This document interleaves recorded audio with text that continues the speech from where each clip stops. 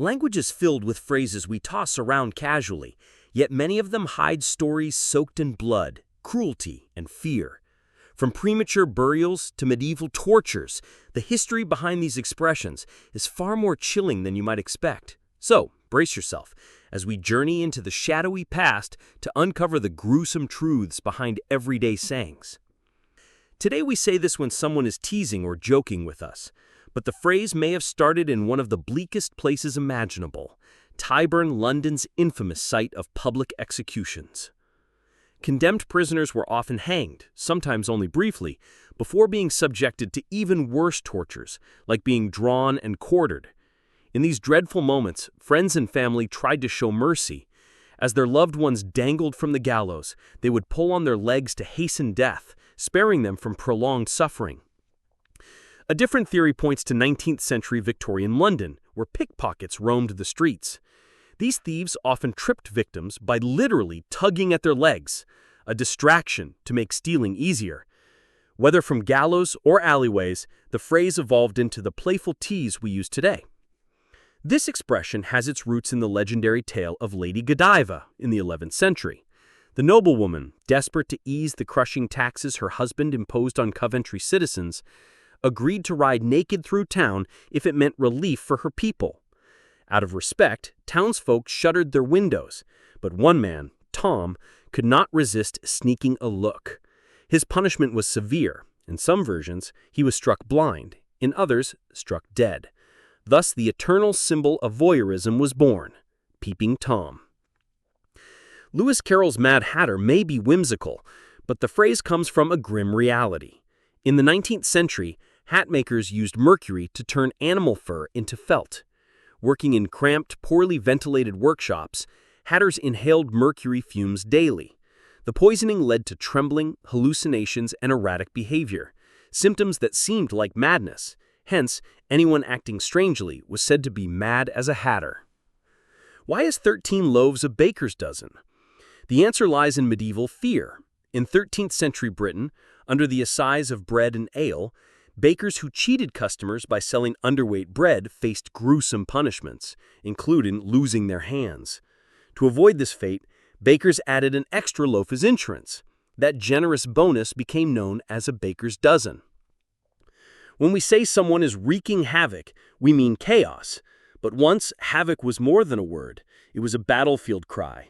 Anglo-Norman soldiers used it to give license for looting, killing, and destruction without restraint. It was so terrifying that by the reign of Richard II in the 14th century, the cry was outlawed. Anyone shouting it could face beheading. Today, it's softened into an expression for disorder, but its origins lie in sanctioned slaughter.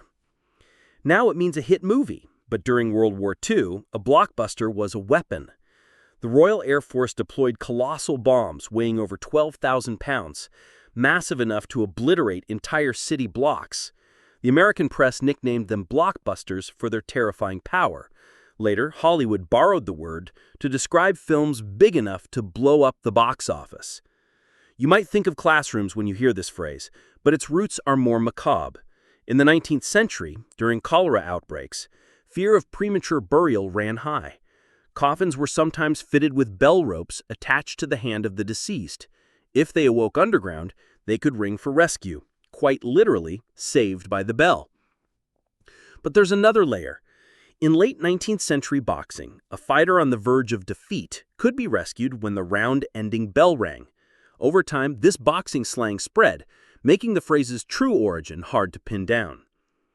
This one has nothing to do with actual cats. It refers to the cat of nine tails, a brutal whip used for punishment. In cramped ship quarters, there was not enough room to swing a cat, not the animal, but the weapon of pain. We think this means family comes first, but the original meaning was quite the opposite. In medieval times, warriors formed bonds in battle, shedding blood together. These blood ties were considered stronger than the ties of the womb, the water of birth. In this context, chosen brotherhood was valued even above family. Today, it describes harsh interrogation, but where did it start? One theory ties it to torture, where interrogations escalated through 3 degrees of severity. Another links it to Thomas Burns, a tough 19th-century New York policeman who jokingly called himself third-degree Burns. But the most convincing origin comes from Freemasonry. In this secretive fraternity, initiates underwent tests and questioning as they rose through ranks.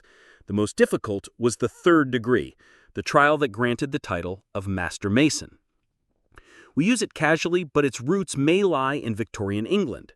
Wealthy individuals weren't buried in common graveyards, they were entombed in crypts beneath churches. As bodies decomposed, foul odors seeped up through the floorboards during services, reminding worshippers of the wealthy dead below.